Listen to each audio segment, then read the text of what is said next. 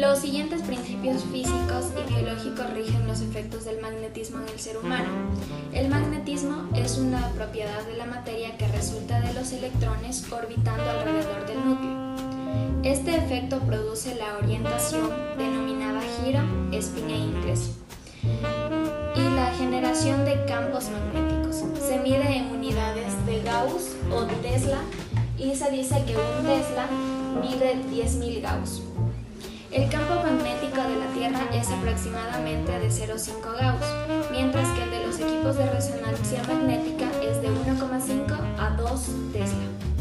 El término radiación significa simplemente energía transmitida por ondas. Una onda electromagnética es un movimiento de energía sobre un eje.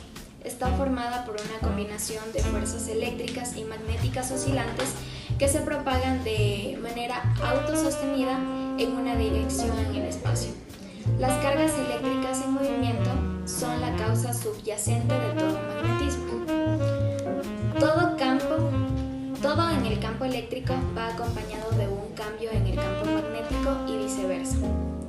Todas las modalidades de energía en nuestro universo conocido se disponen en el espectro electromagnético. Este se divide en radiaciones ionizantes y no ionizantes. El ser humano percibe la mayor parte de estas frecuencias a través de sus efectos luz, color, calor, sonido y no directamente en forma visual. El conocimiento del magnetismo inicia aproximadamente 1200 a.C., con la fundición del hierro y la identificación. Más tarde se llamaría la piedra imantada o magnetita.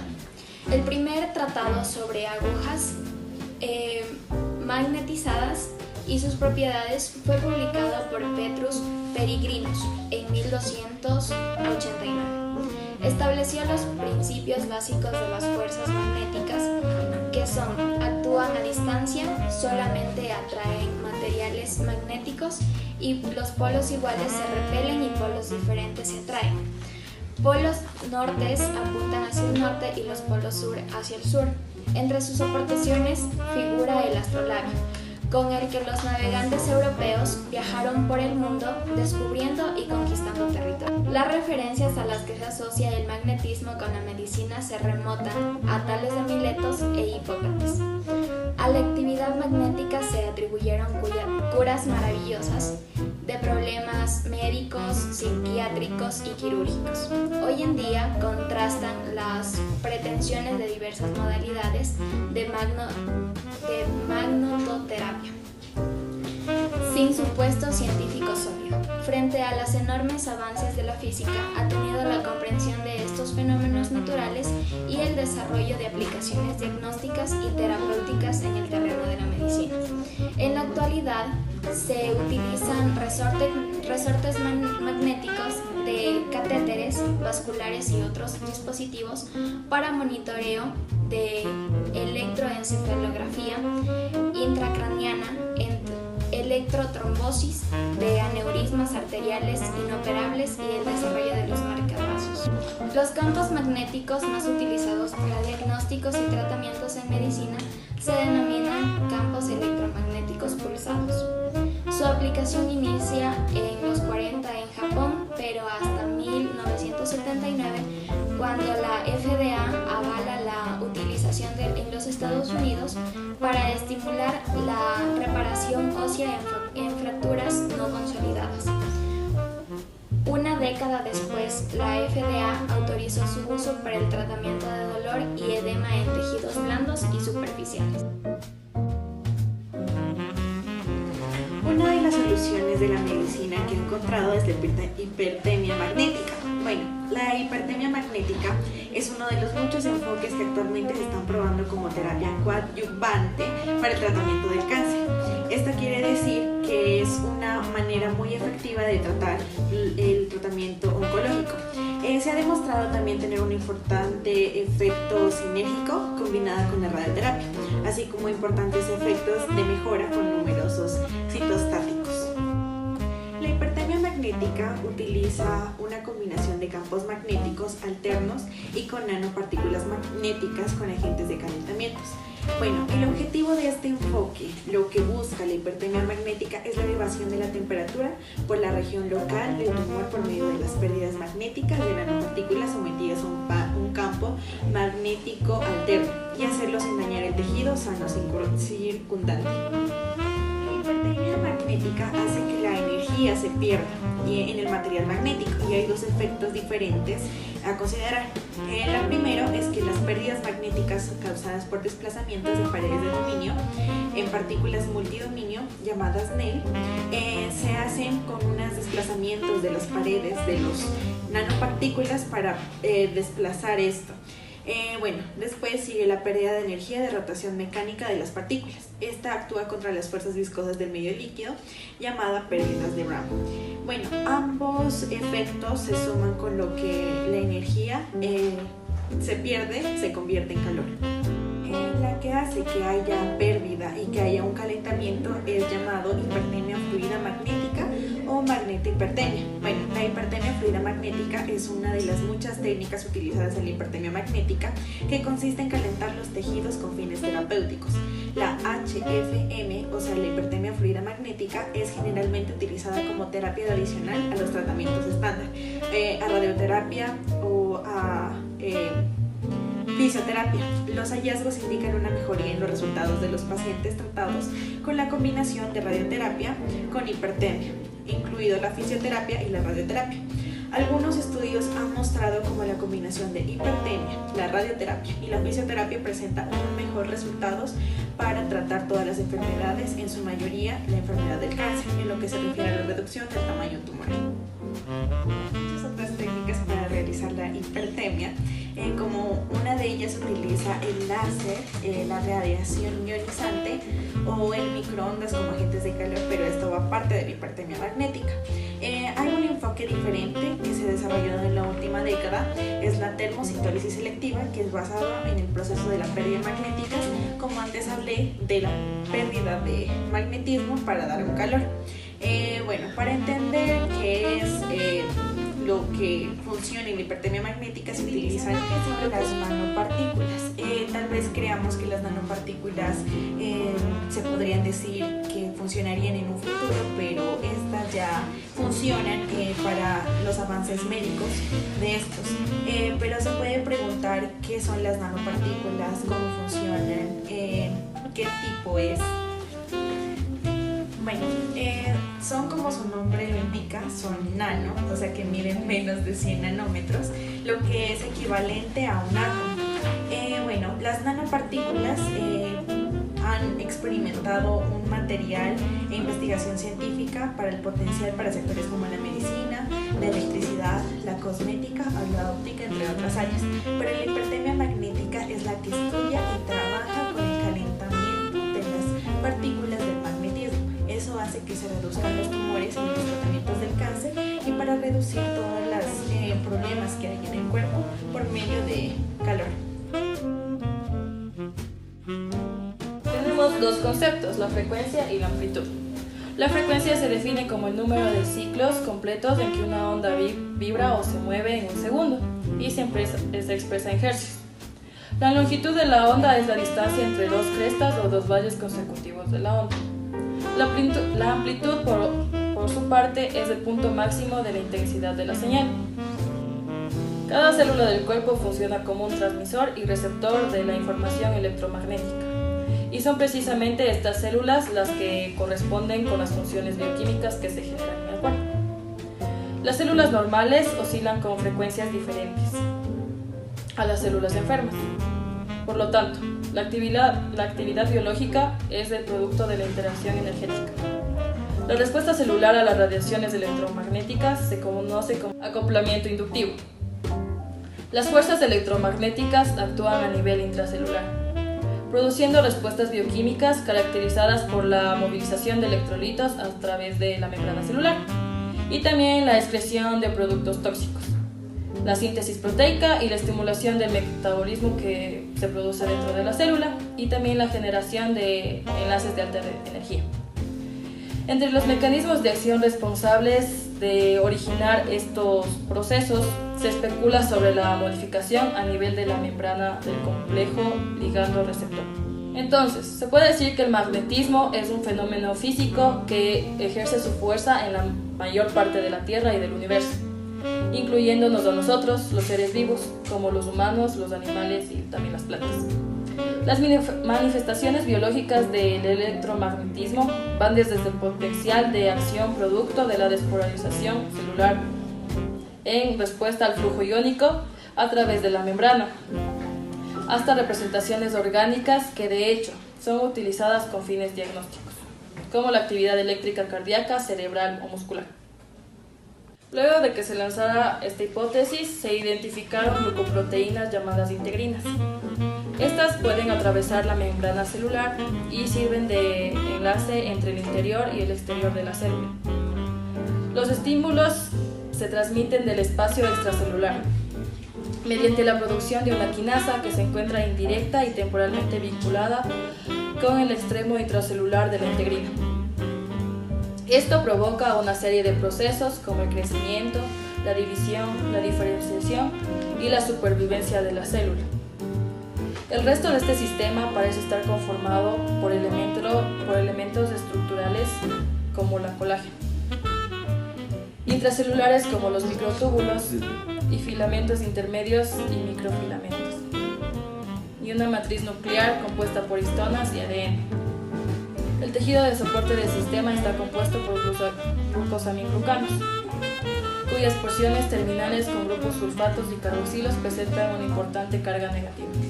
El empleo de la radiación electromagnética con fines médicos se sustenta en leyes clásicas del electromagnetismo, como son la ley de André-Marie-Ampère, que dice que el flujo de las corrientes eléctricas debe producir campos magnéticos en el espacio circundante. También existe otra ley, que es la ley de inducción de Michael Faraday, que dice que los campos magnéticos oscilantes generan corrientes eléctricas oscilantes en conductores cercanos, incluyendo tejidos. La magnetoterapia incluye por lo menos 6 grupos de campos electromagnéticos que se utilizan terapéuticamente para diversidad de padecimientos. Existen 3 tipos de campos o 3 tipos de formas en las cuales esta terapia se puede impartir. Por ejemplo, los campos magnéticos permanentes y elásticos, creados por magnetos permanentes o por el simple paso de corriente directa a través de una espiral.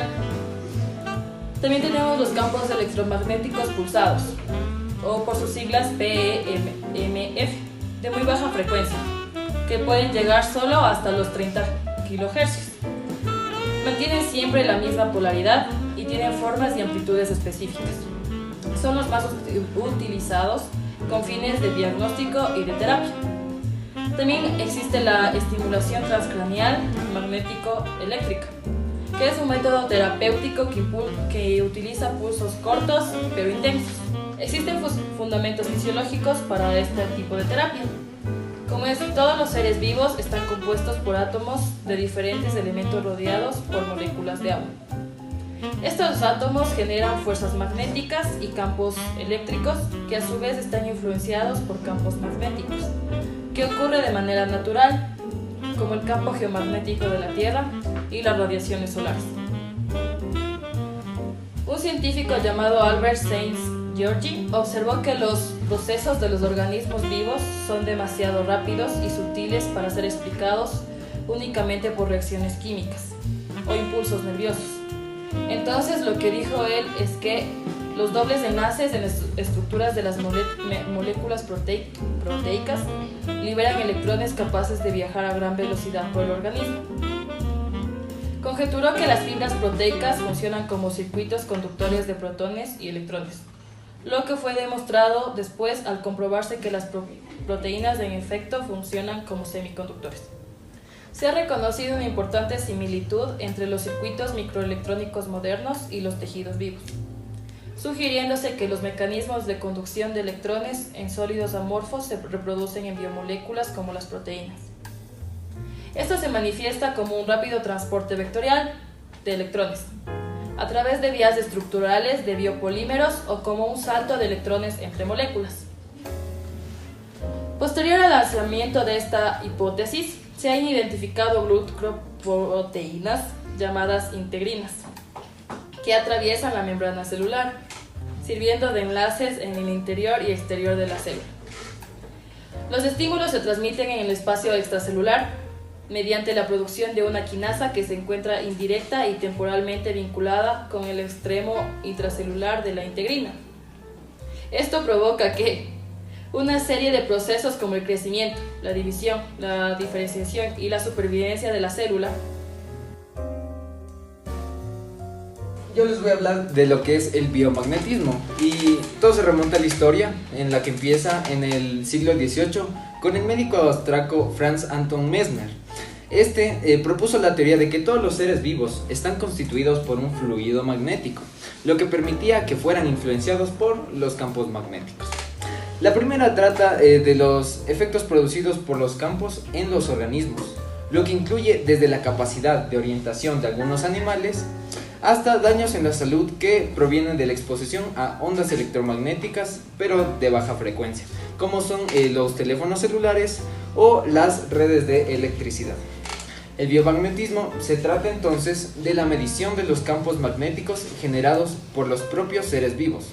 La medición de estos campos es muy útil para obtener información que ayude a entender sistemas biofísicos y a realizar diagnósticos clínicos y crear nuevas terapias. Campos magnéticos biológicos tienen su origen en corrientes eléctricas que circulan en algunas células, como el sistema nervioso y el corazón, o en materiales magnéticos acumulados en ciertos órganos, como el hígado y los pulmones. Mediante tales campos se permite localizar la región que los produce y determinar la intensidad de la corriente o la concentración de los materiales magnéticos acumulados. Los campos magnéticos producidos por el cuerpo humano y otros seres vivos son extremadamente tenues, situándose en la escala de nanoteslas. Y en las células nerviosas la corriente es responsable de la propagación de impulsos eléctricos a lo largo de un cuerpo celular, generada por variaciones en la permeabilidad de la membrana celular al paso de iones de sodio y potasio. En la corriente es producida por un mismo mecanismo, aunque es de forma sincronizada. Investigaciones existen que en esta área han explorado diversos métodos no invasivos, como la medición de los campos biomagnéticos, que pueden ser usados para diagnósticos más precisos, auxilio y tratamientos a identificaciones y actividades que no son tan invasivas, quirúrgicas, afectadas en distintos órganos. Un tipo de magnetismo biológico es el neuromagnetismo, que los datos obtenidos sobre los campos magnéticos del cerebro se pueden aplicar en bastantes áreas, como en la investigación del funcionamiento de este órgano, que pueden ayudar a mapear el procesamiento hecho a través de los impulsos eléctricos. El cerebro es un órgano muy complejo y es estudiado por lo que se llama la neurociencia, y estos datos relacionados al magnetismo pueden ayudar también a entender diferentes patologías y a formular nuevas terapias. El estudio de actividades magnéticas cerebrales es realizado básicamente de dos maneras. El primero es por el registro de señales espontáneas del cerebro, así como las ondas alfa, o por el registro de respuestas a estímulos externos o campos evocados. En ambas se necesita ser hecho en distintos puntos para que la fuente sea localizada.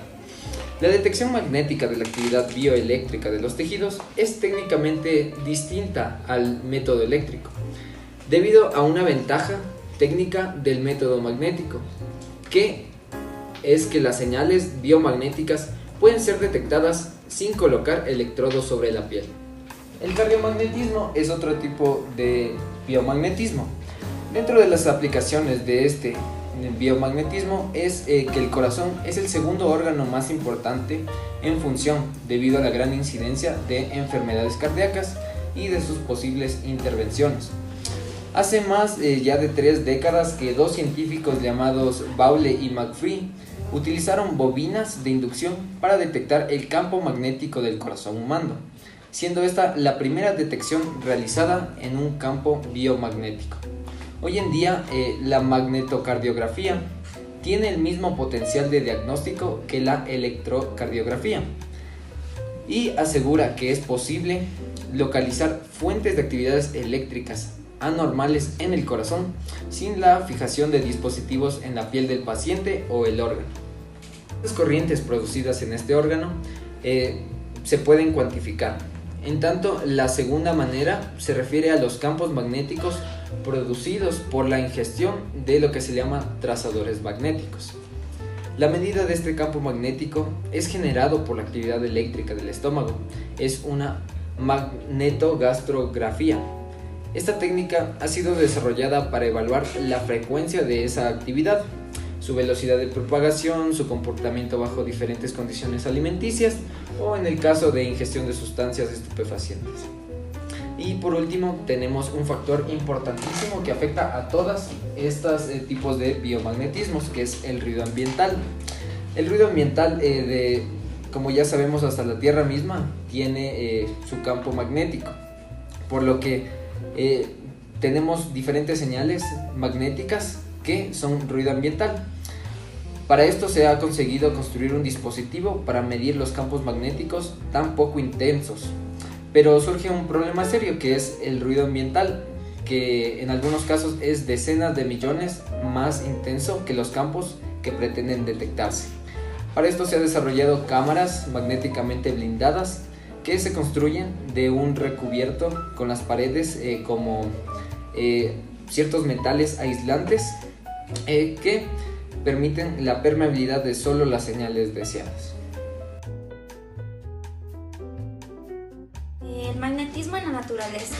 Recordemos que hace aproximadamente 2000 años el hombre observó en la naturaleza el primer fenómeno magnético, una piedra, el imán, que traía pedazos de hierro. Pasarían muchos años para aprender que todos los materiales tienen algún tipo de comportamiento magnético. El imán, cuyo nombre científico es magnetita, pertenece al tipo de material que tiene un ordenamiento magnético espontáneo. Es apenas en nuestro siglo que empezamos a entender el origen microscópico del magnetismo. El imán o magnetita es un material ferrimagnético de las llamadas ferritas o óxidos ferromagnéticos, como podemos ver aquí, que son materiales aislantes con muchas aplicaciones industriales. El descubrimiento de la brújula llevó al hombre al segundo gran fenómeno magnético, el comportamiento de la Tierra como un gran imán. Sin embargo, el porqué de este comportamiento fue un misterio durante muchos años. Fue Gauss el primero en descubrir el campo magnético terrestre. Publicó la obra La fuerza magnética de la intensidad absoluta terrestre en 1832. Como resultado de sus estudios, concluyó que el 97% de la fuerza magnética que se observa en la superficie de la Tierra se origina en su interior. Un campo magnético puede ser producido por un imán permanente o por corrientes eléctricas, y alguna de estas dos causas debe ser la responsable. El núcleo de la Tierra parece estar compuesto principalmente de hierro y níquel, que son materiales ferromagnéticos a temperaturas ordinarias. Los datos han llevado a la conclusión de que el campo magnético terrestre es sumamente variable. Existe una indicación para estimar la intensidad del campo magnético terrestre, que fue descubierta ya hace unos años. En 1853, Melloni en Italia descubrió que las rocas volcánicas tienen una magnetización permanente bastante fuerte. Supuso que este magnetismo se debía a la acción que sobre ellas tuvo el campo magnético terrestre en el momento que se enfriaba. Esta suposición fue posteriormente comprobada. La fuerte magnetización remanente de las rocas volcánicas recientes puede ser producida exactamente mediante el enfriamiento desde una temperatura alta, en presencia del campo magnético de la Tierra, resultado que la intensidad de la magnetización remanente adquirida es proporcional a la intensidad del campo magnético aplicado. Sin embargo, la temperatura del núcleo terrestre es sin duda superior a la crítica, arriba de la cual los ferromagnetos dejan de presentar un orden magnético. No puede suponerse, por lo tanto, que dentro de la Tierra hay un imán permanente. La explicación del magnetismo terrestre tendría que estar relacionada, por tanto, con las corrientes eléctricas que se generan en su núcleo. Y en 1948, Bullard propuso una hipótesis que se ha llamado el dínamo autoexcitado. Una importante utilidad del campo magnético terrestre es que nos protege del viento solar.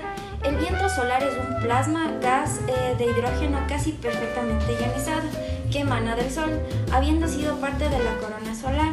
La velocidad del flujo del plasma es de 300 a 400 km por segundo en condiciones normales y puede llegar a 200 km por segundo en una tormenta.